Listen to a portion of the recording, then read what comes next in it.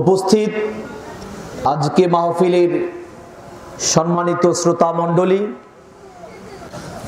প্রথমে আমি আপনাদের সামনে যে বিষয়টি বলতে চাচ্ছি, প্রত্যেকটা আমলের পূর্বে মানুষকে একটা গুরুত্বপূর্ণ কাজ সম্পাদন করতে হয়। পৃথিবীতে যত আমল আছে, পৃথিবীতে যত ইবাদত আছে, প্রত্যেকটা ইবাদতের পূর্বে আপনাকে কোন কাজটি করতে হয় বলেন তো? কোন কাজটি করতে হয় ইবাদতের পূর্বে? নিয়ত করতে হয়। মাশাআল্লাহ।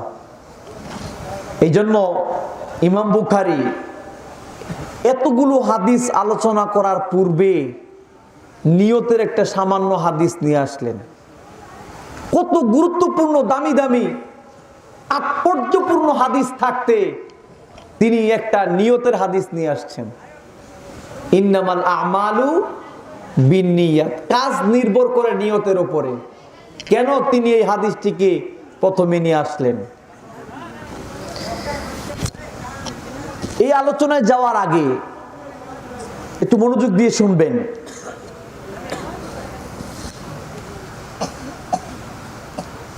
বড় বড় বিজ্ঞানী রবার্ট বোয়েল, আইজ্যাক নিউটন, ওনাদের মতো বড় বড় বিজ্ঞানীরা একটা জিনিস, একটা পদার্থ তৈরি করার জন্য চেষ্টা করেছিলেন। শুধু চেষ্টাই না, শত শত ঘন্টা এই একটা পদার্থ তৈরি করার পিছনে সময় নষ্ট করেছিলেন। ওই জিনিসটার নাম হলো ফিলোসফার স্টোন। এই ফিলোসফার স্টোন এটা কি?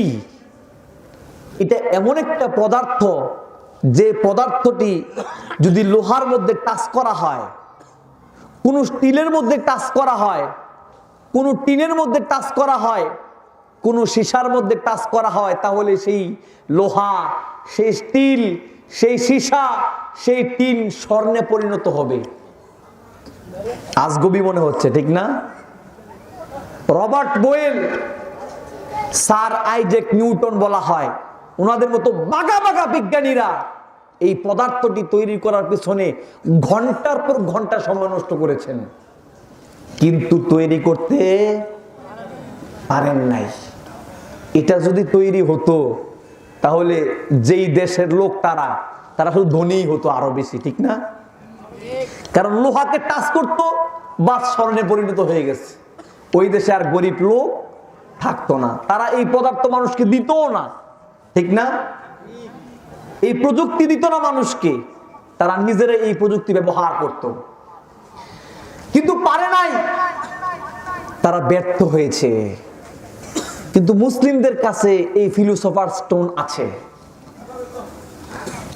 এই ফিলোসফার স্টোন যদি মুসলিমরা ব্যবহার করে, তাহলে তাদের গোটা জীবন স্বর্ণে পরিণত হয়ে যাবে। ওটার নাম কি জানেন? ওটার নাম হলো নিয়াত। আপনারা আমার কথাগুলো প্রপারলি ভাবে বুঝতে পারেন না এখন পর্যন্ত।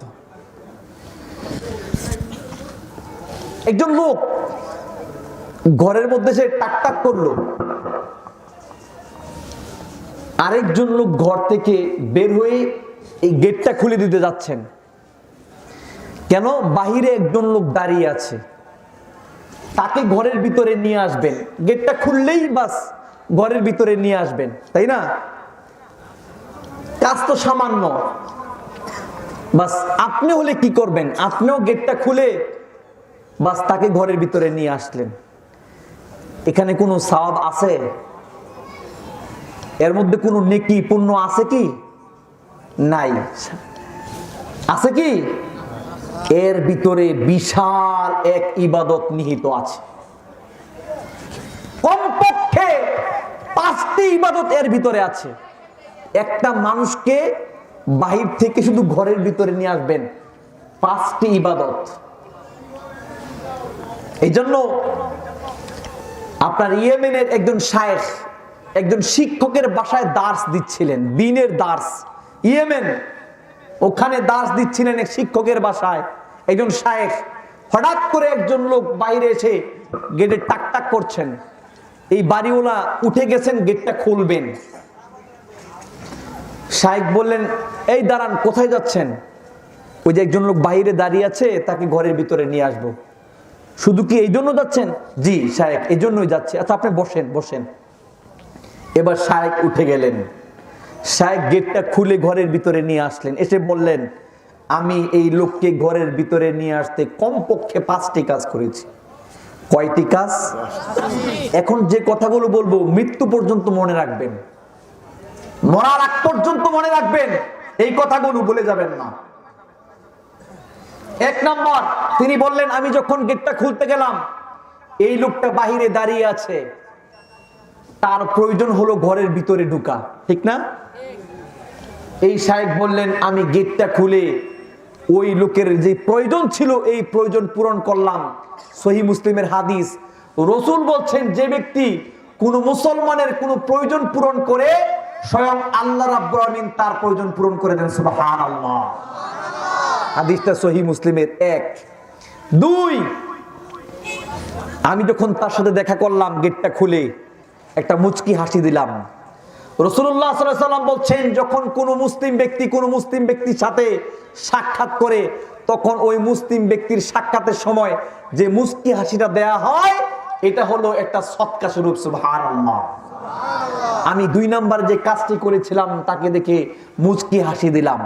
3, আমি যখন তার সাথে দেখা করলাম, তখন 3 নম্বরে সালাম দিলাম। রাসূলুল্লাহ সাল্লামকে জিজ্ঞেস করা হলো, ইয়া রাসূলুল্লাহ, ইসলামের মধ্যে সবচেয়ে উত্তম আমল কোনটা? রাসূল বললেন, তুতঈমুত তাআম ওয়া তুকরিউস সালাম আলা মান আরাফতা ওয়া মান লাম তারিফ। তুমি যাকে চিনো আর চিনো না, তাকে সালাম দাও এবং খাবার খাওয়াও। ওই ব্যক্তি তাকে দেখে সালাম দিলেন, আসসালামু আলাইকুম ওয়া রাহমাতুল্লাহ। কয়টা হলো?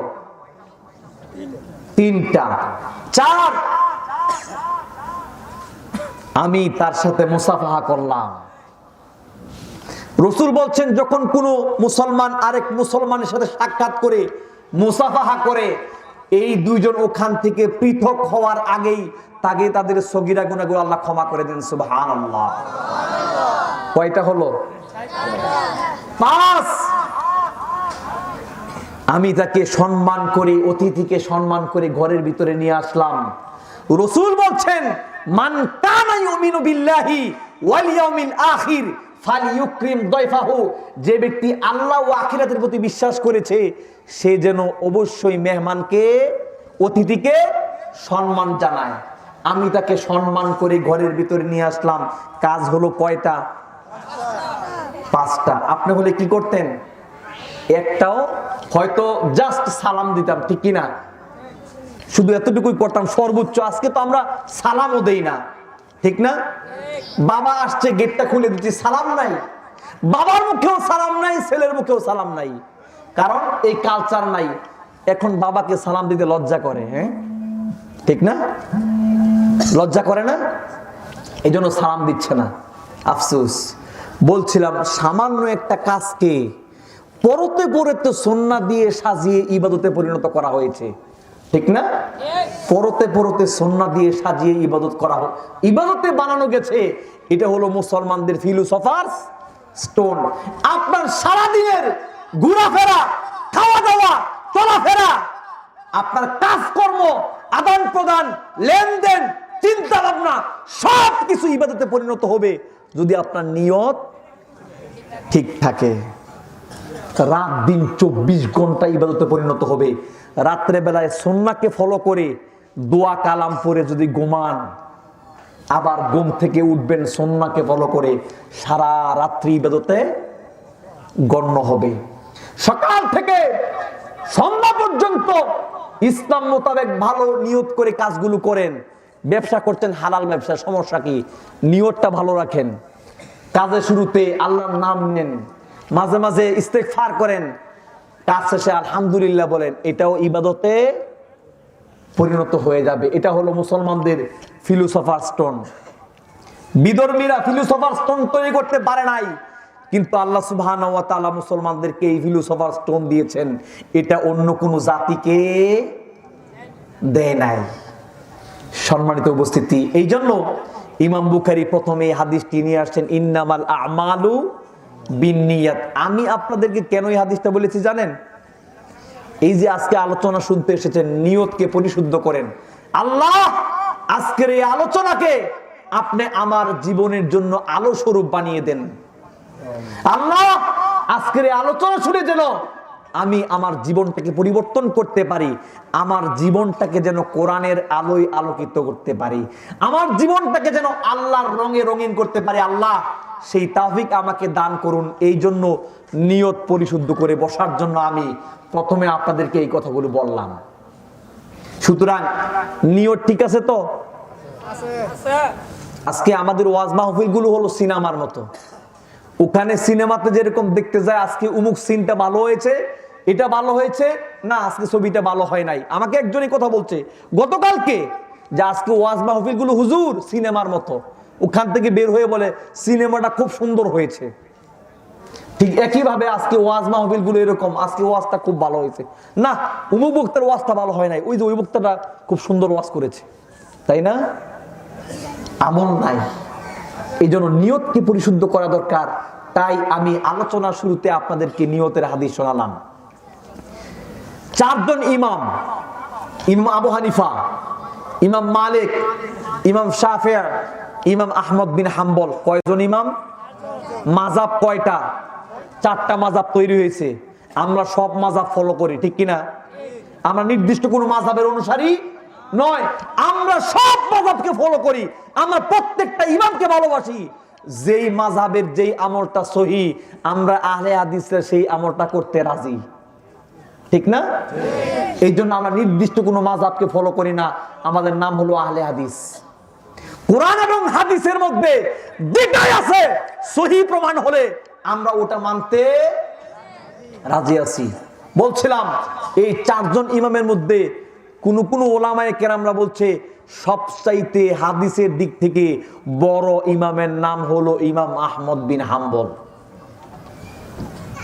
হাদিসের দিক থেকে সবচাইতে বড় ইমামকে ইমাম আহমদ বিন হাম্বল। তিনি বলেছেন, তিনি কেন বড় ইমাম জানেন? একটা দুইটা হাদিসের হাফেজ না, 10 লক্ষ হাদিসের হাফেজ। 10 লক্ষ হাদিসের হাফেজ। চিন্তা করতে পারেন? আমরা 6236টা আয়াত মুখস্থ করেছি। কোরআনে আয়াত কয়টা? 6666টা। ভুল, আপনারা ভুল জানেন। কোনদিন গুণে দেখেছেন? কোনদিন গুণে দেখেন নাই। আমি কোরআন হেফজ করেছি কিন্তু আমিও গুণে দেখি নাই। সেদিন খুঁজতে গিয়ে দেখলাম 6636টা আয়াত আছে কোরআনের মধ্যে, 6666টা আয়াত না। এই 6236টা আয়াত মুখস্থ করতে আলিফ থেকে শুরু করে নাস পর্যন্ত হেফজ শেষ করলাম, শুনানি দিলাম, সময় লেগেছে 4 বছর। 6236টা আয়াত। আর 1 লক্ষ হাদিস তো দূরে থাক, 10 লক্ষ হাদিসের হাফেজ ইমাম আহমদ বিন হাম্বল। এই জন্য হাদিসের দিক থেকে সবচেয়ে বড় ইমাম বলা হয় ইমাম আহমদ বিন হাম্বলকে। তিনি বলেছেন গোটা দ্বীনের ইসলামের অর্ধেক হলো এই ইন্নামাল আমালু বিন্নিয়াত, মানে কাজ নির্ভর করে নিয়তের উপরে। এই জন্য কিয়ামতের দিন সর্বপ্রথম 3 ব্যক্তিকে জাহান্নামে টেনে নেওয়া হবে। কয় ব্যক্তিকে? এর মধ্যে সবচেয়ে ভালো ব্যক্তিরা জাহান্নামে যাবে। আলেম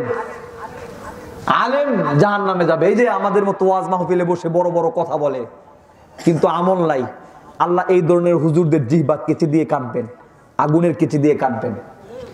যাবেন শহীদরা, যারা ইসলামের জন্য শহীদ হয়েছে, যাবে দানবীররা। আজকে ওয়াজ মাহফিল গুলোতে বিভিন্ন জায়গায় যদি কোনো অতিথির নাম বড় করে না দেন, ওয়াজ মাহফিল বন্ধ।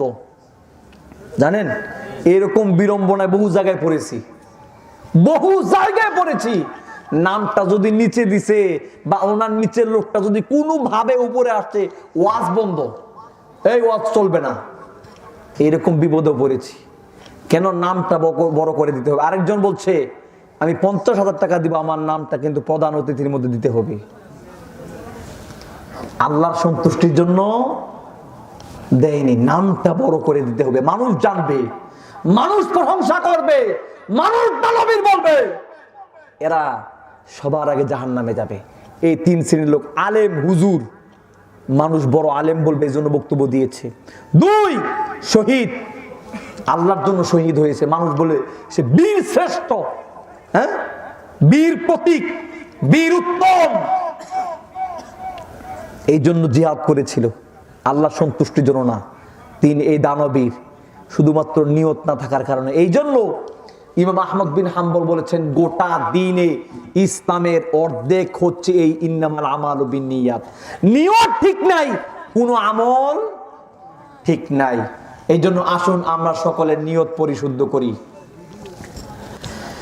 বাজিছে দামামা বাধরে আমামা, বাজিছে দামামা বাধরে আমামা, শির উঁচু করে মুসলমান, দাওয়াত এসেছে নয়া জমানায়, ভাঙা কিল্লাই উড়ে নিশান, মুখেতে কালেমা হাতে তলোয়ার, বুকে ইসলামী জুশ দুর্বার, হৃদয়ে লইয়া ইশক আল্লাহর, চলো আগে চলো বাজে বিশান, নহি মোরা জীব ভোগ বিলাসের, শাহাদাত ছিল কাম্য মুদের, ভিখারির সাজে খলিফা যাদের, শাসন করিল আদা জাহান, তারা আজ ঘুরে ঘুমায় বেহুশ, বাহিরের বইছে জ্বর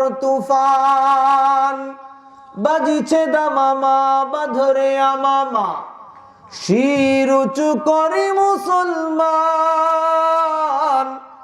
দাওয়াত এসেছে নয়া জমানায়, ভাঙা কিল্লাই উড়ে নিশান, ঘুমায়া কাজা করেছি ফজর, তখনও জাগিনি যখনও জোহর, হেলাও খেলাই কেটেছে আসর, মাগরিবের আজ শুনি এসাতে জামাতে শামিল হও রে, জামাতে এখনো আছে স্থান, বাজিছে দামামা বাধরে আমামা, শির উঁচু করে মুসলমান, দাওয়াত এসেছে নয়া জমানায়, ভাঙা কিল্লাই উড়ে নিশান, শুকনো রুটিকে সম্বল করে, যে ঈমান আর যে প্রাণের জোরে, শুকনো রুটিকে সম্বল করে, যে ঈমান আর যে প্রাণের জোরে, ফিরেছে জগৎ মন্থন করে, সে শক্তি আজ ফিরায়ে আন, আল্লাহু আকবার রবে পুনরায় কাপুক বিশ্ব দুর্ইমান, বাজিছে দামামা বাধরে আমামা, বাজিছে দামামা বাধরে আমামা, শির উঁচু করি মুসলমান, দাওয়াত এসেছে নয়া জমানায়, ভাঙা কিল্লাই উড়ে নিশান, লিল্লাহি তাকবীর। আলহামদুলিল্লাহ। আমার আলোচনার বিষয়বস্তু হচ্ছে গুনাহ। আমরা কেন গুনাহ করি? আমরা যে গুনাহ করি কেন করি? মুসলিমরা কেন গুনাহ করে?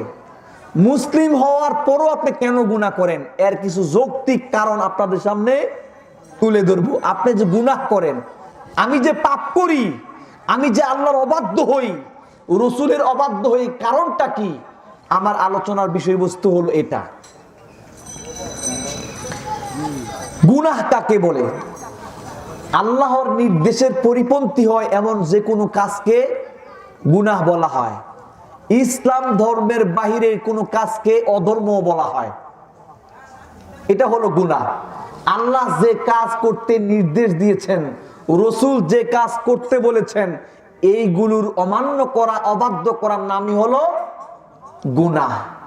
কোরআন ও হাদিসে এই গুনাহ শব্দকে খতয়া, যানবুন, ইসমুন, সাইয়্যিআ, খাতিমা, মাসিয়া, এই শব্দগুলো এছাড়াও আরো বিভিন্ন শব্দের মাধ্যমে কোরআন ও হাদিসে গুনাহকে বোঝানো হয়েছে। এই জন্য বহু জাতির অধপতন, বহু পরিবারের ধ্বংস, সমাজে মানুষের মধ্যে মারামারি, কাটাকাটি, হানাহানি, খুন খারাপি, উদাসীনতা, টেনশন, দুর্ভিক্ষ, দুর্দশা, বিপদ আপদ, সব কিছুর মূলে হলো গুনাহ। সব কিছুর মূলে কি? গুনাহ। মানুষ জাহান্নামে যাবে কেন? মানুষ কেন জাহান্নামে যাবে? গুনাহের কারণে, পাপের কারণে। মানুষের উপর লানত কেন? গুনাহের কারণে। রাসূল অভিশাপ দিয়েছেন কেন? লানতের কারণে। ফেরেশতারা অভিশাপ করেছেন কেন? গুনাহের কারণে। সম্মানিত উপস্থিতি, গুনাহ আমরা কেন করি? দেখেন, আল্লাহ সুবহানাহু ওয়া তাআলা কুরআনুল কারীমে বলছেন, ইন তাজতানিবু কাবাইরা মা তুনহাউনা আনহু নুকাফির আনকুম সাইয়্যাতিকুম ওয়া নুদখিলকুম মুদখালান কারীমা। আল্লাহ রাব্বুল আলামিন সূরাতুন নিসার 31 নম্বর আয়াতে বললেন, তোমরা যদি মহাপাপ থেকে বেঁচে থাকো, যে পাপগুলো থেকে তোমাদেরকে কঠিনভাবে নিষেধ করা হয়েছে, তাহলে আমি তোমাদের ছোট ছোট গুনাহগুলোকে এমনিতেই ক্ষমা করে দিব। শুধু তাই নয়, ওয়ানুদখিলকুম মুদখালান কারীমা, আমি তোমাদেরকে সম্মানজনক জায়গার মধ্যে প্রবেশ করাবো। ওই জায়গাটার নাম কি? নাম কি? জান্নাত। ওই জায়গাটার নাম হলো জান্নাত। এটা কোনো ছোটখাটো জায়গা নয়, এটা সামান্য কোনো জায়গার নাম নয়, এটা একটা আল্লাহ রাব্বুল আলামিনের দামি পণ্য। তাই তো বিশ্বনবীর হাদিস, রাসূলুল্লাহ সাল্লাল্লাহু আলাইহি সাল্লাম বললেন, মান খাফা আদলাজা ওয়া মান আদলাজা বালাগাল মানজিলা, আলা ইন্না সিলাতাল্লাহি গালিয়াতুন, আলা ইন্না সিলাতাল্লাহিল জান্নাহ। বিশ্বনবী বললেন, যে ব্যক্তি গন্তব্যে পৌঁছার ভয় করে সে যেন অবশ্যই প্রথম প্রহরেই সফর করে, আর যে ব্যক্তি প্রথম প্রহরেই সফর করলো সে অবশ্যই তার গন্তব্যে পৌঁছতে পারবে। এবার রাসূল বললেন, আলা ইন্না সিলাতাল্লাহি গালিয়াতুন, মনে রেখো ও আমার সাহাবারা, তোমরা মনে রেখো, আল্লাহ রাব্বুল আলামিনের পণ্য হলো খুবই দামি পণ্য, আর আল্লাহর সেই দামি পণ্যটা হলো জান্নাত। ওটার নাম কি? জান্নাত। জান্নাত কি রকম দামি? মধ্যে একটা ওড়না থাকবে, ওড়না। এই ওড়নাটা হলো এতই দামি, এতই দামি, রাসূল বলছেন খায়রুম মিনাদ দুনিয়া ওয়া মা ফিহা। ওই ওড়নাটা হলো দুনিয়া আর দুনিয়ার ভিতরে যা কিছু আছে তার চাইতে উত্তম। সুবহানাল্লাহ বলতে মন চাইলো না? সম্মানিত উপস্থিতি, শুধুমাত্র জান্নাতে নারীর যে ওড়নাটা হবে, সারা পৃথিবী আর এই পৃথিবীর ভিতরে যা কিছু আছে সব কিছু বিক্রি করে দিয়ে জান্নাতে মহিলার ওই ওড়নার দাম হবে না। এর নাম হলো জান্নাত। সুতরাং জান্নাতে যেতে হলে গুনাহ থেকে বাঁচতে হবে। কেন আপনি গুনাহ থেকে বাঁচবেন? গুনাহ থেকে বাঁচার আপনার আকুতি থাকতে হবে, ঠিক কিনা? আপনার আকুতি আছে? আকুতি নাই তো, আকুতি নাই। একজন সাহাবী তিনি বলছেন, কানান নাসু ইয়াসআলুনা রাসূলুল্লাহ সাল্লাল্লাহু আলাইহি ওয়াসাল্লাম আনিল খায়র।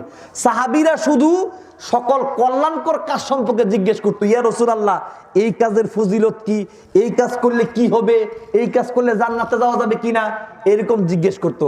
ওই সাহাবী বলছেন, ওয়া কুনতু আসআলুহু আনিশ শাররি, আর আমি শুধুমাত্র রাসূলকে জিজ্ঞেস করতাম সকল অকল্যাণকর সম্পর্কে।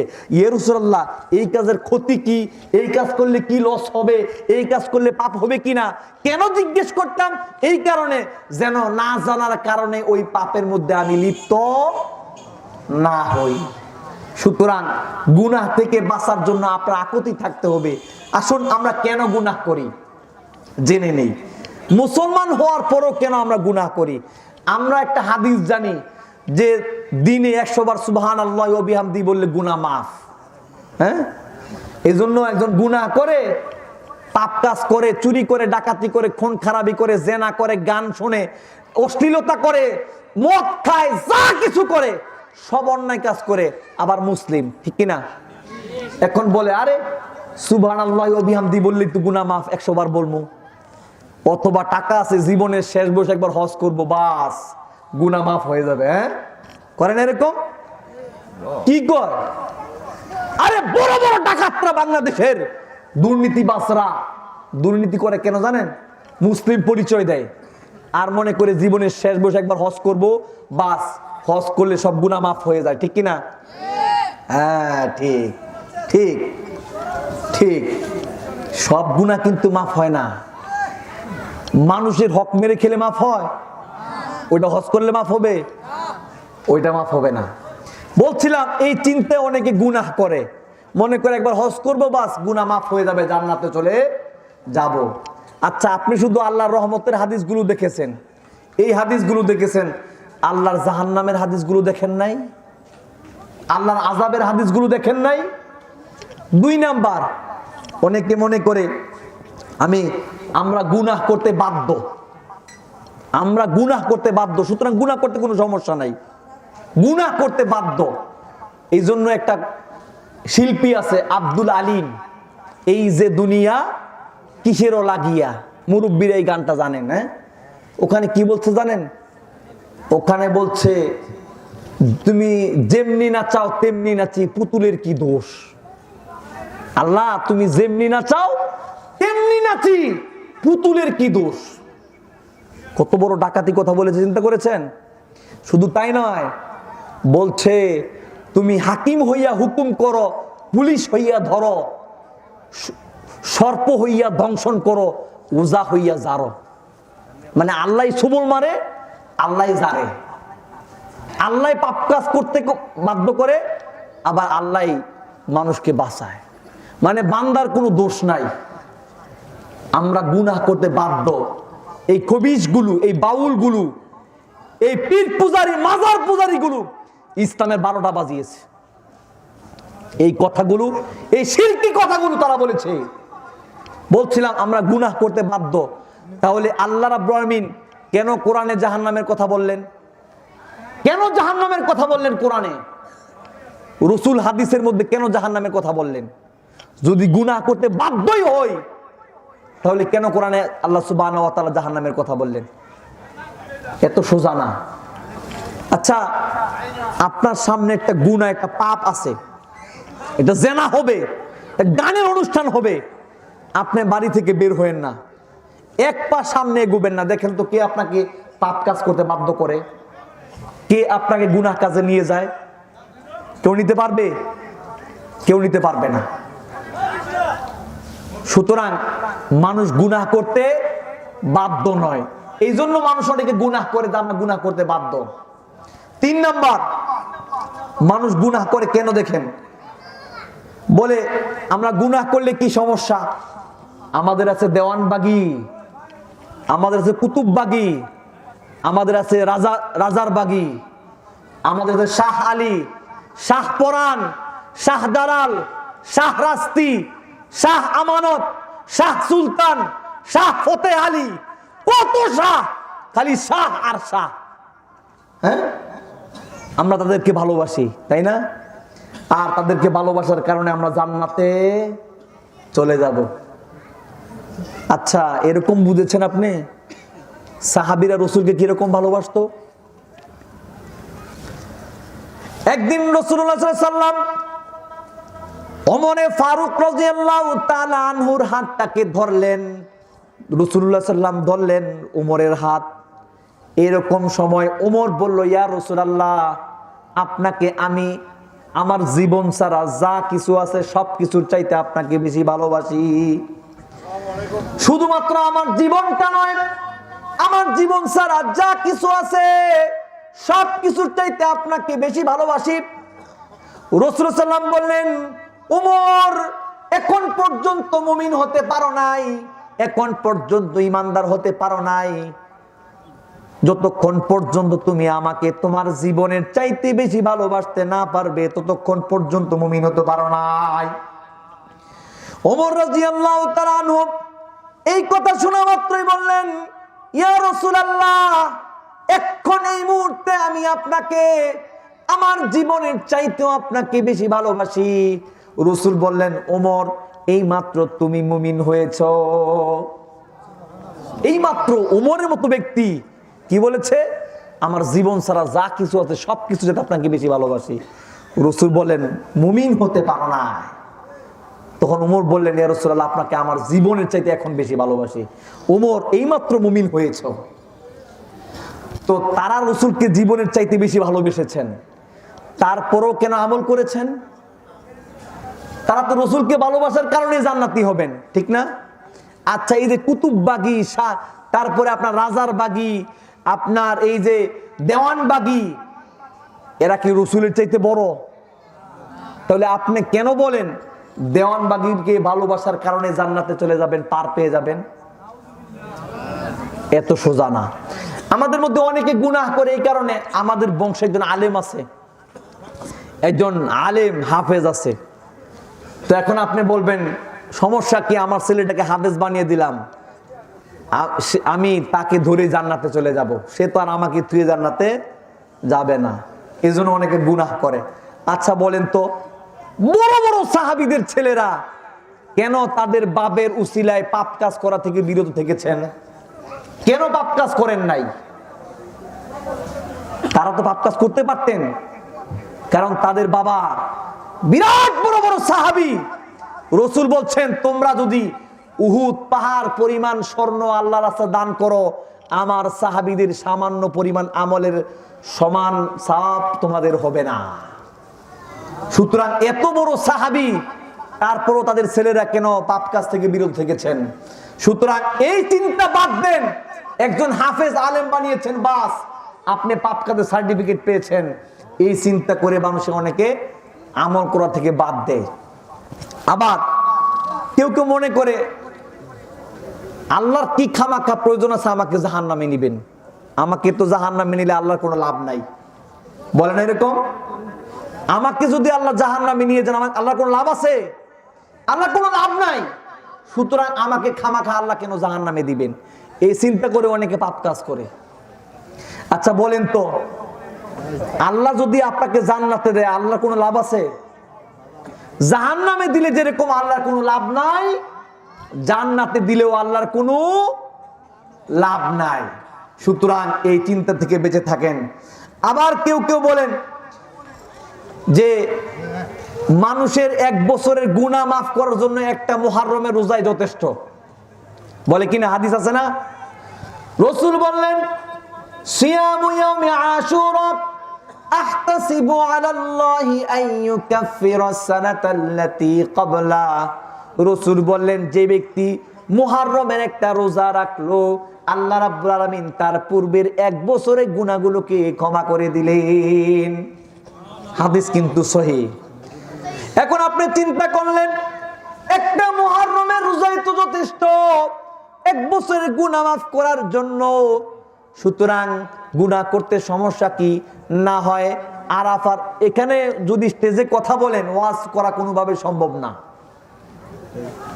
আপনার নড়াচড়া করলে, স্টেজে কথা বললে ওয়াজ কোনোভাবেই সম্ভব না। বলছিলাম, গুনাহ মাফের জন্য 1 বছরের গুনাহ মাফের জন্য একটা মুহররমের রোজাই যথেষ্ট।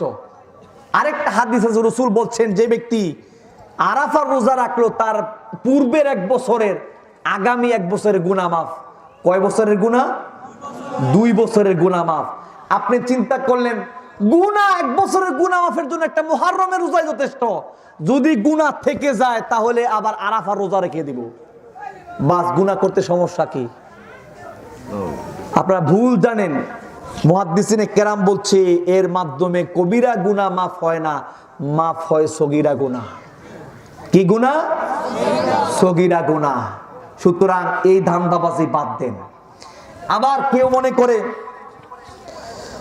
যে আমরা আল্লাহ সুবহানাহু ওয়া তাআলাকে ভালো ধারণা করি, কারণ রাসূল বলছেন, যে ব্যক্তি তার রবের সম্পর্কে ভালো ধারণা করে, আল্লাহ তার ধারণা অনুযায়ী তার সাথে ব্যবহার করবেন। তাহলে আমরা আল্লাহর প্রতি ভালো ধারণা রাখি, আল্লাহ আমাদের গুনাহ মাফ করে দিবেন। সুতরাং গুনাহ করতে সমস্যা কি? আচ্ছা, আপনি যার সাথে যেরকম ব্যবহার করবেন সে তো আপনার সাথে সেরকম ব্যবহারই করবে নাকি? আপনি আল্লাহর সাথে সারা জীবন আল্লাহর অবাধ্যচারী হলেন, আল্লাহর অর্ডারের বাহিরে কাজ করলেন, আল্লাহর রাগের কাজ করলেন, আর আল্লাহ আপনাকে ভালো ভালো জিনিস দিবে, জান্নাত দিবে? এত সোজা না। আপনি একজন লোককে চর দিলেন আর তার কাছ থেকে ভালো ব্যবহার আশা করেন? আল্লাহর সাথে সারাদিন অবাধ্যতা করে, বেয়াদবি করে, আর আল্লাহর কাছ থেকে ভালো ব্যবহার আশা করে। এই জন্য হাসান বসরি বলছেন, ইন্নাল মুমিনিনা আহসানাজ জন্না বিরাব্বিহি ফাহসানাল আমাল। নিশ্চয়ই যে ব্যক্তি তার ভালো রবের ব্যাপারে ভালো ধারণা রাখে বলেই ভালো আমল করে, আর যে ব্যক্তি তার রবের সম্পর্কে খারাপ ধারণা করে বলেই সে খারাপ কাজ করে। সুতরাং এখনো সময় আছে এই পাপ কাজ থেকে বেঁচে থাকার। আরো নানান কাজ আছে, কারণ আছে যে মানুষ কেন পাপ কাজ করে। আচ্ছা দেখুন তো একটু, আমরা দেখি সাহাবীরা কেন পাপ কাজ থেকে বিরত ছিলেন। ওমর রাদিয়াল্লাহু তাআলা আনহু, কুরআনুল কারীমে একটি সূরা আছে, আল্লাহ রাব্বুল আলামিন সূরাটা কুরআনুল কারীমে দিয়েছেন, যে সূরার নাম হলো সূরাতুত তুর। আল্লাহ রাব্বুল আলামিন কুরআনুল কারীমে এই সূরাতুত তুরের 7 নম্বর আয়াতে বললেন, ইন্না আযাবা রাব্বিকা লাওয়াকি'। কুরআনুল কারীমে সূরাতুত তুরের 7 নম্বর আয়াতে অর্থ হলো, নিশ্চয় আপনার প্রতিপালকের শাস্তি অবশ্যম্ভাবী, মানে আপনার প্রতিপালকের শাস্তি অবশ্যই আসবে। ওমর রাদিয়াল্লাহু তাআলা আনহু সূরাতুত তুর পড়তে যখন 7 নাম্বার আয়াত পর্যন্ত এসে এই আয়াতটি তেলাওয়াত করলেন, সাথে সাথে কান্নাকাটি শুরু করলেন। এমন কান্নাকাটি শুরু করলেন, কাঁদতে কাঁদতে অসুস্থ হয়ে গেলেন, বিছানার মধ্যে শুয়ে পড়লেন, মাটির মধ্যে শুয়ে পড়লেন।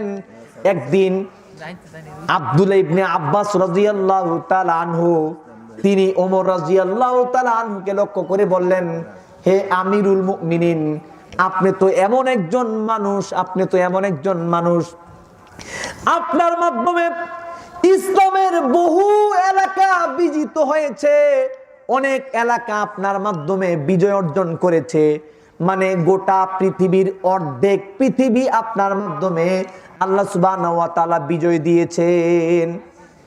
শুধু তাই নয়, অনেক এলাকার মধ্যে ইসলামের আবাদ হচ্ছে, মানে ইসলামের বিধিবিধানগুলো বাস্তবায়িত হচ্ছে, আরো অনেক কিছু হয়েছে। ওমর রাদিয়াল্লাহু তাআলা আনহু বললেন, আমার কিছুই চাই না, আমি শুধুমাত্র জাহান্নাম থেকে বাঁচতে চাই। শুধু তাই নয়, আবু দারদা রাদিয়াল্লাহু তাআলা আনহু, তিনি বললেন, তোমরা যদি জানতে মৃত্যুর পরে কি হবে, মৃত্যুর পরে অবস্থা সম্পর্কে তোমরা যদি জানতে পারতে, তাহলে তোমরা খাবার দাবার বন্ধ করে দিতে, তোমরা ঘরের মধ্যে থাকা বন্ধ করে দিতে, তোমরা ঘর থেকে বের হয়ে যেতে, মাটির মধ্যে গড়াগড়ি করতে। তখন আবু দারদা বললেন, হায় আফসোস, আমি যদি একটা গাছ হতাম, গাছ, মানুষেরা আমাকে কেটে তারপরে তারা উপকৃত হতো, তারপরেও ভালো ছিল যদি একটা গাছ হতাম। শুধু তাই নয়, আবু যর রাদিয়াল্লাহু তাআলা আনহু বললেন যে আমি যদি একটা গাছ হতাম, মানুষেরা আমাকে কেটে কাজে লাগাইতো, তারপরেও মানুষ হওয়ার চাইতে ভালো ছিল, কোনো হিসাব থাকতো না। আবু উবাইদা রাদিয়াল্লাহু তাআলা বললেন, হায়, আমাকে যদি একটা বকরি বানানো হতো, আমার পরিবারের লোকেরা আমাকে জবাই করে খেয়ে ফেলতো, তারপরেও ভালো ছিল যদি একটা বকরি হয়ে জন্ম নিতাম। এই জন্য কিয়ামতের দিন কাফেররা আফসোস করে বলবে, হায়, ইয়া লাইতানি কুনতু তুরাবা, হায়, যদি মাটি হয়ে যেতাম, মাটির সাথে মিশে যেতাম, তাহলে জান্নাতের কোনো দরকার নাই, আমরা জাহান্নাম থেকে বেঁচে যেতাম। তারা গুনাহকে এত ভয় করেছে। কারা কারা? সাহাবীরা। সাহাবীরা যাদের সামান্য পরিমাণ আমল করার ক্ষমতা আমাদের নাই, এই সাহাবীরা এত ভয় পেয়েছিলেন, আল্লাহ একটা বকরি বানায় দিতে ভালো ছিল, এটা গাছ বানায় দিতে ভালো ছিল, তারপরও জাহান্নাম থেকে বেঁচে যেতাম। আর আমরা অবলীলায় গুনাহ করি, ঠিক না? তারপরও ভয় করি না, তারপরও ভয় করি না। এই জন্য বিশ্বনবী বললেন, ইন্নাল মুমিনিনা ইয়ারা যুনুবাহু কান্নাহু কাঈদুন তাহতা জাবালিন ইয়াখাফু আন ইয়াকা আলাইহি। মুমিন ব্যক্তিরা গুনাহকে এক একটা পাহাড়ের মতো মনে করে, মানে একটা গুনাহ করা মানে একটা পাহাড়, এরকম পাহাড় যেন পাহাড়টা তার মাথার উপরে ভেঙে পড়লো। একটা গুনাহকে করাকে এইরকম বড় ভয় করত। আর পাপিষ্ট ব্যক্তির কাছে গুনাহ হলো একটা মাছির মতো। রাসূল বললেন, যে মাছিটা তার নাকের ডগার মধ্যে বসলো আর হাতের ইশারা দিয়ে সেই মাছিটাকে সরিয়ে দিল। এজন্য পাপিষ্ট গুনাহকে এরকম মনে করে, করে না? এরকম পাপিষ্ট এরকম মনে করে। এই জন্য আমাদের দেশে কিছু লোক আছে জানেন, তারা লজিক খাটায়, লজিক গুনাহ করতে গিয়ে লজিক খাটায়, যুক্তি খাটায়। এই যে দেশে প্রত্যেকটা অবাধ্য চারি যারা আছে, পাপিষ্ট যারা আছে, সুদখোর বলেন, ঘুষখোর বলেন, মদখোর বলেন, জেনাখোর বলেন, পতিতালয়ে কাজ করা নারী বলেন, আর ডাকাত বলেন, চোর বলেন, বেশ্যা বলেন, আর অশ্লীল কাজকারী বলেন, যত বড় পাপী আছে প্রত্যেকের পাপ করার একটা লজিক আছে, যুক্তি আছে। জানেন কিরকম যুক্তি দেয়? দেখেন, যে একজন লোক কুরবানি ঈদের সময় কুরবানি দিবে, তো গরুটা না কিনে একটা গরু চুরি করে নিয়ে আসছে।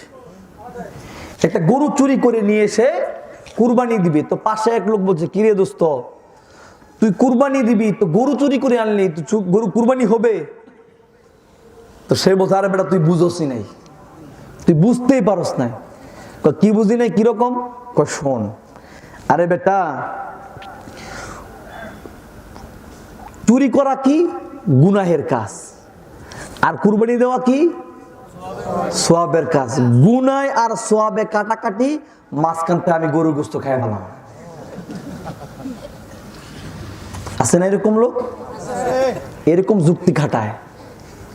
আজকে যারা পতিতালয়ে কাজ করে, গিয়ে জিজ্ঞেস করেন, সে কি বলবে জানেন? এখন আমি জামু কোথায়? আমি জানি এটা পাপ, আমি জামু কোথায়? আমার যাওয়ার জায়গা নাই, আল্লাহ মাফ করব। এই যে একটা ব্যাংকে চাকরি করে, জানেন, গিয়ে দেখবেন এই যারা ব্যাংকে চাকরি করে, ব্যাংকে চাকরি করা কি হারাম না? কথা বলে না, জানেন না আপনারা? নাকি জানেন না? এই ওয়াজ মনে আপনাদের মসজিদে হয় নাই, তাই না? আল্লাহ রাসূল বলছেন, যে ব্যক্তি সুদ খাইলো, দিল, লিখলো, সাক্ষী থাকলো, সকলেই ওয়াকালাহুম সাওয়া, সকলেই সমান। তাহলে এই যে যারা লেখে, এরা কি চাকরি করে না? এই যে কম্পিউটারে কি করে, এটাই তো লেখা, লেখা না এটা? আচ্ছা, গিয়ে দেখবেন প্রত্যেকটা ব্যাংকের মধ্যে নামাজ পড়ার জায়গা আছে, আছে না নাই? ব্যাংকের কর্মচারীরা কিন্তু নামাজ পড়ে, বড় বড় দাড়িও আছে, মাশাআল্লাহ। গিয়ে বলবেন, এই যে তুমি যে সুদকারী চাকরি করো, এটা তো হারাম। তখন সে বলবে, কি করবো এখন, জামু কোথায়? সে বলে, এখন জামু কোথায়? যাওয়ার তো জায়গা নাই। আমরা পরিশ্রম করে টাকা নিই, আমরা তো সুদ খাই না, আমি আমার শ্রমের বিনিময় নিচ্ছি, এ কথা বলবে। আমি কাজ করি, সময় দেই, এই জন্য আমি শ্রমের বিনিময় নিচ্ছি, তার একটা যুক্তি আছে। যে ঘুষ দেয়, ঘুষ নেয়, তখন সে কি বলে? সে বলে, আরে আমি তো কাজ করে টাকা নিচ্ছি, কাজটা যে কাজটা আমি আধা ঘন্টায় করতাম সেই কাজটা আমি 10 মিনিটে করে দিচ্ছি, আমার কষ্ট হলো না? এই জন্য এটার নাম হলো স্পিড মানি। স্পিড মানে দ্রুত কাজ করলে টাকা পাওয়া যায়, এটার নাম হলো স্পিড মানি। এই জন্য প্রত্যেকটা সুদখোর, মদখোর, জেনাখোর, যা ঘুষখোর, যা কিছু আছে, প্রত্যেকে পাপ কাজ করে একটা যুক্তি আছে। তারা ইসলামের উপরে নিজের একটা যুক্তি খাটাইছে, বুঝতে পেরেছেন? নিজের একটা যুক্তি কাটাইছে, এই জন্য মানুষ পাপ কাজ করে। তারা গুনাহকে গুনাহ মনে করে না, আর এটা মাছির মতো মনে করে। ইশারা দিলাম তো মাছিরা যেরকম চলে গেল, গুনাহ চলে গেল। আর রাসূল বলছেন কোন মুমিন ব্যক্তি গুনাহকে একটা পাহাড়ের মতো মনে করে, এটা পাহাড় তার মাথার উপরে পড়ছে, পাহাড়। এই জন্য এই গুনাহের কারণে আল্লাহ রাব্বুল আলামিন দেশে দেশে বিভিন্ন আযাব গজব দিচ্ছেন। এই যে করোনা ভাইরাস, হ্যাঁ শুনেছেন? করোনা ভাইরাস আজকে পত্রিকায় দেখবেন, টিভি চ্যানেলগুলো দেখবেন, ফেসবুক দেখবেন, করোনা ভাইরাস আর করোনা ভাইরাস কোন দেশে আসছে? চীন দেশে আসছে। কোরআন কই? চীন দেশে আসছে। করোনা ভাইরাস আসছে চীন দেশে। আল্লাহ সুবহানাহু ওয়া তাআলা কত বড় ধৈর্যশীল জানেন? আল্লাহ যে কত বড় ধৈর্যশীল, আল্লাহর মতো ধৈর্যশীল কেউ আছে? নাই। চীন এমন একটা দেশ, চীন এমন একটা দেশ, ইতিপূর্বে যে কোনোদিন যারা কোনোদিন এরকম সিদ্ধান্ত নিতে পারে নাই, চীন সেরকম সিদ্ধান্ত নিয়েছে। এই কোরআনের পরিবর্তন করবে। পৃথিবীতে কেউ সাহস পায় নাই।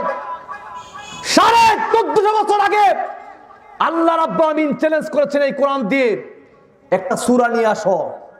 ফাইল্লাম তাফআলু ওয়ালান তাফআলু, তারা পারে নাই, কোশ্চিন কালেও পারবে না। তারা এই কোরআনকে পরিবর্তন করার সিদ্ধান্ত নিল। চীন সরকার এই কোরআনকে পরিবর্তন করবে, এত বড় সিদ্ধান্ত নিয়েছে। আল্লাহ সুবহানাহু ওয়া তাআলা ধৈর্য ধরেছিলেন। শুধু তাই নয়, চীনে একটা এলাকা আছে, নাম হলো জিনজিয়াং প্রদেশ। জায়গাটার নাম কি? জিনজিয়াং প্রদেশ। দৈর্ঘ্য এবং প্রস্থে ইরানের সমান, এত বিশাল বড় একটা প্রদেশ। ওইটা হলো মুসলমানদের এলাকা। ওখানে মুসলমানদেরকে অত্যাচারের টিম রুলার চালাচ্ছে। কিরকম জানেন? একটা কারাগার আছে, একটা কারাগার, যে কারাগারে 10 লক্ষ মুসলমানকে আটকে রেখেছে। 10 লক্ষ মুসলমানকে আটকে রেখেছে একটা কারাগারের ভিতরে, শুধু মুসলিমদেরকে। কি করছে জানেন? সেখানে মুসলিম নারীদেরকে ধরে ধরে ইনজেকশন দিচ্ছে, তাদেরকে বন্ধা বানিয়ে দেওয়া হচ্ছে। এরা আর কোনোদিন বাচ্চা দিতে পারবে না। যুবতী নারীদেরকে ধরে পুশ করছে ইনজেকশন। ছোট ছোট বাচ্চাদেরকে বাবা মার কাছ থেকে আলাদা করে কোথায় নিয়ে যাচ্ছে কেউ জানে না। এই নির্যাতনটা কাদেরকে? মুসলিমদেরকে নির্যাতন দেয়া হচ্ছে। কারণ কি জানেন? মুসলমানদের উপরে অনেক ধরনের নির্যাতন, অত্যাচার ইন্ডিয়াতে আছে না? হ্যাঁ, আজকে সারা ইন্ডিয়াতে মুসলমানদের নির্যাতন চলছে। দেখেন আল্লাহ রাব্বুল আলামিন কোরআনুল কারীমে বলেন, সূরাতুল মুমিনের 26 নম্বরে আল্লাহ রাব্বুল আলামিন বলেন, ওয়াকালা ফিরআউনু যারুনি আকতুল মূসা ওয়ালিয়াদু রাব্বা। আল্লাহ রাব্বুল আলামিন বলেন, ফিরআউন মূসাকে লক্ষ্য করে বলেছিল, আমাকে ছেড়ে দাও, আমি মূসাকে হত্যা করব। কেন? কারণটা কি? আল্লাহ বলেন, ইন্নী আখাফু আইয়ুবাদদিলা দীনাকুম আও আইয়ুযহিরা ফিল আরদিল ফাসাদ। আল্লাহ রাব্বুল আলামিন বলেন, ফিরআউন বলেছিল, এই যে মূসা তোমাদের দিনকে পরিবর্তন করে দিবে। মূসা যে দাওয়াত দিচ্ছে, এই দাওয়াত দেওয়ার মাধ্যমে তার এই যে আমাদের যে দিন ধর্ম আছে এটাকে পরিবর্তন করে দিবে। এই জন্য মূসাকে হত্যা করো। জাকির নায়েকের মতো মানুষ ইন্ডিয়াতে দাওয়াত দেওয়ার কারণে লক্ষ লক্ষ মানুষ ইসলাম ধর্ম গ্রহণ করেছে, শুধুমাত্র তার লজিক্যালি এবং ইসলামের দাওয়াত দেওয়ার কারণে। এই যে আজকে হিন্দুত্ববাদী সরকার, মোদী সরকার, তারা চিন্তা করলো জাকির নায়েককে যদি দেশ থেকে বের করে না দেয়া হয় অথবা তাকে যদি বন্দী না করা হয়, তাহলে মানুষ যেভাবে ইসলাম ধর্ম গ্রহণ করছে আর আমাদের হিন্দু ধর্মটাকে পরিবর্তন করে দিচ্ছে। দলে দলে মানুষেরা ইসলাম ধর্ম গ্রহণ করছে, এই জন্য জাকির নায়েকের উপরে অত্যাচার। আর বাংলাদেশে কিছু আলেম ওলামা আছে যারা ওই হিন্দুদের সাথে মিলে পিস টিভিটাকে বন্ধ করে দিয়েছে, শুধুমাত্র এই কারণে যে তাদের দিনকে পরিবর্তন করে দিচ্ছে, তাদের দিনটা পরিবর্তন হয়ে যাচ্ছে। শেষ করে জি জি, আপনারা একটু সামনে চলে আসেন, একটু সামনে চলে আসেন, আপনারা পিছন থেকে সামনে চলে আসেন। বলছিলাম তো ফেরাউন মুসা আলাইহিস সালামকে হত্যা করবে, কারণটা কি? সে বলছে আমি আশঙ্কা করছি সে তোমাদের দিনকে পরিবর্তন করে দিচ্ছে। বলছিলাম এই জাকির নায়েক তাকে দেশ থেকে বিতাড়িত করছে, কারণটা কি? সে বলেছিল আমার রব আল্লাহ। যদি বলতো আমরা 33 কোটি দেবতার পূজা করি, কোনো সমস্যা ছিল না। শুধু তাই নয়, আজকে এই যে আপনার এই যে চীনে মুসলমানদেরকে মারছে, কারণটা কি? তাদের কথা হলো আমাদের রব আল্লাহ। এই জন্য আল্লাহ বলছেন সূরাতুল মুমিনের 28 নম্বর আয়াতে আল্লাহ বলেন ওয়াকালা রাজুলুম মুমিনুম মিন আলি ফিরাউনা ইয়াকতুমু ঈমানাহু আতাকতুলুনা রাজুলান আইয়াকুলা রাব্বিয়াল্লাহ। আল্লাহ বললেন ফিরাউনের বংশের একজন ঈমানদার লোক সে মুসার কাছে ছুটে এসে বলল, ফেরাউনের কাছে ছুটে এসে বলল, ও ফেরাউন, তোমরা মুসাকে কেন হত্যা করবা? কেন হত্যা করবা? শুধু কি এই কারণে হত্যা করবা? সে বলে আমার রব আল্লাহ। আইয়াকুলা রাব্বি আল্লাহ, এই কারণে হত্যা করবা নাকি? রাসূলুল্লাহ সাল্লাল্লাহু আলাইহি ওয়াসাল্লাম মক্কার মধ্যে একদিন সালাত আদায় করছিলেন। এরকম অবস্থায় একদিন উতবা ইবনে আবু উমাইত নামক একজন ব্যক্তি সে তার গলার কাপড়টা দিয়ে রাসূলুল্লাহ সাল্লাল্লাহু আলাইহি ওয়াসাল্লামের গলার মধ্যে এমন ভাবে পেঁচিয়ে ধরলো, রাসূলুল্লাহ সাল্লামের গলার শ্বাস বন্ধ হয়ে যাওয়ার উপক্রম। এমন সময় দূর থেকে আবু বকর ঘটনাটা দেখলেন। দেখার পরে দৌড়ে এসে রাসূলুল্লাহ সাল্লাল্লাহু আলাইহি ওয়াসাল্লামকে উদ্ধার করলেন। হাদিসটা সহিহ বুখারীর। তখন রাসূলকে উদ্ধার করলেন আর বললেন, ও উকবা ইবনে আবু উমাইত, তুমি কে মুহাম্মদ সাল্লাল্লাহু আলাইহি ওয়াসাল্লামকে শুধুমাত্র এই কারণে হত্যা করতে চাও যে নাকি বলে আমার রব আল্লাহ? শুধুমাত্র এই কারণেই কি তাকে হত্যা করতে চাও নাকি? ঠিক একই কারণ চীনের মুসলমানদেরকে এত নির্যাতন অত্যাচার, শুধুমাত্র কারণটা হলো তারা বলেছিল আইয়াকুলা রাব্বি আল্লাহ, আমাদের রব হলেন আল্লাহ, আমরা আল্লাহ ছাড়া কাউকে মানি না, কারো ইবাদত করি না, কারো পূজা করি না। শুধুমাত্র অপরাধ একটা। কয়টা অপরাধ? সেটা অপরাধটা কি? মুসলিম, তারা মুসলিম, অন্য কোনো অপরাধ না। তাই আজকে এই চীনের মুসলমানদের উপরে এরকম অত্যাচারের টিম রুলার চলছে। তাই বলছিলাম মানুষের অপরাধের মাত্রা যখন বেড়ে যায় তখন আল্লাহর গজব আসে। এই জন্য করোনা ভাইরাস, আমি তো দোয়া করতেছি আল্লাহ এই করোনা ভাইরাস দিয়ে এই চীনের ফাজের এবং এই বিদাতীদেরকে তুমি ধ্বংস করে দাও। আমরা দোয়া করি আল্লাহ আপনি এই চীনের মুসলমানদেরকে রক্ষা করুন, আমিন। হে আল্লাহ সারা বিশ্বের মুসলমানদেরকে আপনি রক্ষা করুন, আমিন। আর এই গজব শুধু চীনে সীমাবদ্ধ থাকে নাই, সারা বিশ্বে এটা ঘুরবে, বাংলাদেশেও আসবে।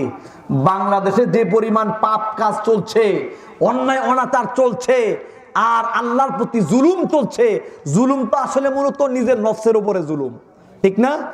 পাপ করার মাধ্যমে নিজের নফসের উপরে জুলুম। বাবা জুলুম করছে নিজের নফসের উপরে, ছেলেও জুলুম করছে, মা জুলুম করছে, মেয়েও জুলুম করছে। কেউ আজকে ইসলামের পথে নাই পরিপূর্ণ রূপে। সামান্য পরিমাণ আমল করে জান্নাতে যাওয়া এত সোজা না, এত সোজা না। ইসলামটাকে এত সহজ মনে করেন না, এটাকে মূল্য দিতে হবে। এই জন্য আলোচনা শেষ করে দিচ্ছি। কোনো জিনিস যদি আপনি পেতে চান, দামি কোনো জিনিস, তাহলে আপনাকে কমপক্ষে 3টা কাজ করতে হবে। 3টা। 1 নাম্বার, যে জিনিসটা চান সেটাকে প্রচন্ড রকম ভালোবাসতে হবে। 2, সেইটা যেন হারিয়ে না যায় সেই জন্য আপনাকে সবসময় সতর্ক থাকতে হবে। 3, সেটাকে পাওয়ার জন্য আপনাকে প্রাণপণে চেষ্টা করতে হবে, ঠিক কিনা? তাহলে জান্নাত দামি জিনিস না? এটাকে ভালোবাসেন? এটার ব্যাপারে সতর্ক আছেন? এটাকে পাওয়ার জন্য প্রাণপণে চেষ্টা করেন? মসজিদে কি শুক্রবারের মতো 5 ওয়াক্ত নামাজে মুসল্লি ভরে? তাহলে কই প্রাণপণে চেষ্টা করলেন? হ্যাঁ, এই যে খেলাগুলো হয়, আইপিএল হয়, বিপিএল হয়, আপনাদের এলাকায় জুয়া আছে? তাহলে আপনারা কই প্রাণপণে চেষ্টা করছেন? আপনাদের এলাকায় সবাই কি পর্দা করে? মাও পর্দা নাই, মেয়েও পর্দা নাই, বাপেরও নামাজ নাই, ছেলেরও নামাজ নাই, মসজিদগুলো খালি পড়ে আছে। এই বড় মসজিদ বানিয়ে কি লাভ হবে আমল না থাকলে? সম্মানিত উপস্থিতি, তাই জান্নাত পেতে হলে সতর্ক থাকতে হবে যেন এটা হারিয়ে না যায়। আমল দিয়ে সতর্ক থাকতে হবে, মসজিদকে আবাদ করতে হবে। এই যে মসজিদ নির্মাণ করছেন, মসজিদের উন্নয়ন করবে, মসজিদটা যেন ভরে। আমি আলোচনা শেষ করে দিচ্ছি, দুইটি কথা বলবো। এক, আপনারা জানেন গত কয়েকদিন আগে আমেরিকা থেকে একটা ছেলে বাংলাদেশে এসছে 24 বছর পরে। কত বছর পরে? কয় যুগ?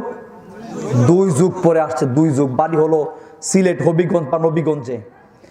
2 যুগ আমেরিকায় কাটাইছে, এর মাঝখানে 1 বছর আসে নাই। কেন জানেন? একবারও আসে নাই। একবার যদি আসে তাহলে গ্রিন কার্ড পাবে না, আমেরিকার গ্রিন কার্ড পাবে না, মানে আমেরিকার বাসিন্দা সে হতে পারবে না। 24 বছর পরে আসছে। দুঃখের বিষয় কি জানেন? সে বাড়িতে ফিরতে পারে। রাস্তাঘাটে এই যে ঢাকা সিলেট মহাসড়কে কোথায় যেন অ্যাক্সিডেন্ট করে মারা গেছে, বাড়িতে ফিরতে পারে নাই। গতকালকে বা পরশুদিন পত্রিকায় দেখলাম ঢাকার ওয়ারিতে একটা ছেলে এসএসসি পরীক্ষার বিদায় অনুষ্ঠান, কি অনুষ্ঠান? বিদায় অনুষ্ঠানে যেতে গিয়ে অ্যাক্সিডেন্ট করে মারা গেছে, চির বিদায় হয়ে গেছে। আজকে পত্রিকা এসছে, জাযাকাল্লাহ খায়র, আজকে পত্রিকা এসছে চির বিদায়। পৃথিবীতে আসার সিরিয়ালটা আছে, যাওয়ার কোনো সিরিয়াল নাই। আগে দাদা এসেছে, পরে বাবা এসেছে, পরে ছেলে এসেছে, ঠিক কিনা? আগে নাতি চলে গেছে, পরে বাবা চলে গেছে, তারপরে দাদা গেছে, ঠিক কিনা? সুতরাং আসার সিরিয়ালটা আছে, যাওয়ার কোনো সিরিয়াল নাই। প্রত্যেক মানুষই মারা যাবে, মরতেই হবে। আমার চেয়ে আপনার যদি বড় বড় দাপটওয়ালা, সুন্দর, স্মার্ট, অর্থ সম্পদওয়ালা, প্রভাবশালী ব্যক্তি সব মরে গেছে। এই বড় বড় সার্টিফিকেট, ডিগ্রি কোনো কাজে আর কাজে আসে নাই, আসবে না। একজন গণ্ড মূর্খ কিন্তু ইমানদার, তার যেই পরিমাণ মূল্য আল্লাহর কাছে আছে, হাজার হাজার লক্ষ কোটি বেঈমান বিসিএস ক্যাডারের 2 পয়সা দাম আল্লাহর কাছে নাই। সুতরাং ইমান ঠিক রাখতে হবে, আমল ঠিক রাখতে হবে। এরকম ওয়াজ মাহফিল দিলে কোনো কাম নাই যদি আমল না করেন। এই ওয়াজ শুনে যদি ফায়দা হবে না যদি এটাকে বাস্তবায়ন না। সারা দেশের লক্ষ লক্ষ ওয়াজ মাহফিল হচ্ছে, কিন্তু আমল। দিন দিন মানুষের সওয়াব বাড়ছে না পাপ বাড়ছে? দিন দিন মানুষ ভালো হচ্ছে না খারাপ হচ্ছে? ঘুষখোর, সুদখোর, মদখোর বাড়ছে না কমছে? মিথ্যা কথা বলে ব্যবসা বাণিজ্য করছে না করছে না? করছে, সব কিছু করতেছে, কিন্তু মানুষ দিন দিন খারাপ হচ্ছে। এই জন্য বলতে আলোচনা শেষ করে দিতে গজল বলে শেষ করে দেবো। পাপাচারের কালো মেঘে ধরা, পাপাচারের কালো মেঘে ধরা হলো ঘোর আদিয়ার।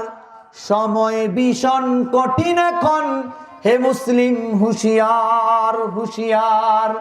আর ঘুমায় না নয়ন মেলিয়া, আর ঘুমায় না নয়ন মেলিয়া, অলসতার জালে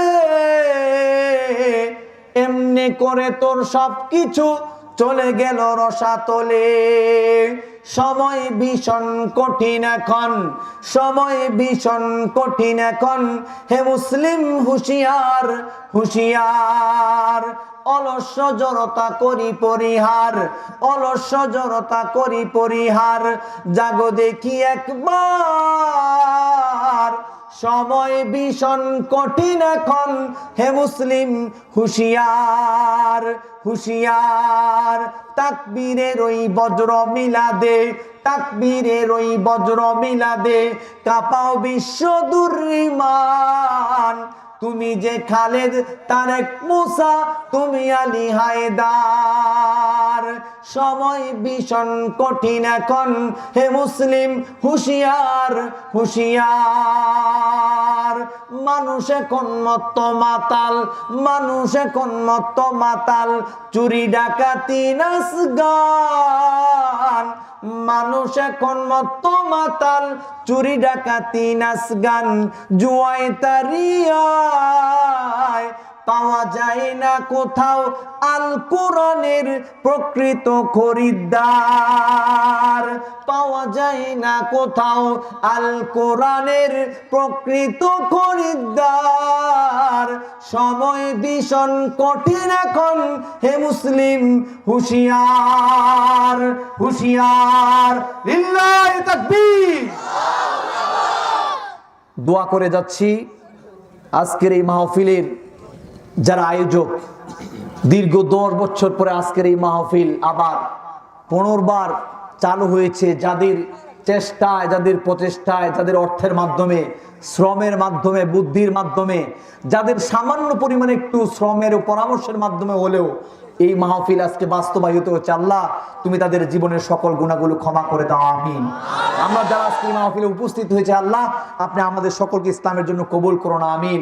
হে আল্লাহ আপনি আমাদেরকে মৃত্যুর আগ পর্যন্ত ঈমান নিয়ে পৃথিবীতে বেঁচে থাকার তৌফিক দান করুন, আমিন। ওয়া আখিরু দাওয়ানা আলহামদুলিল্লাহি রাব্বিল আলামিন।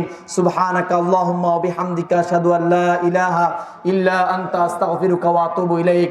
আসসালামু আলাইকুম ওয়া রাহমাতুল্লাহি ওয়া বারাকাতুহু।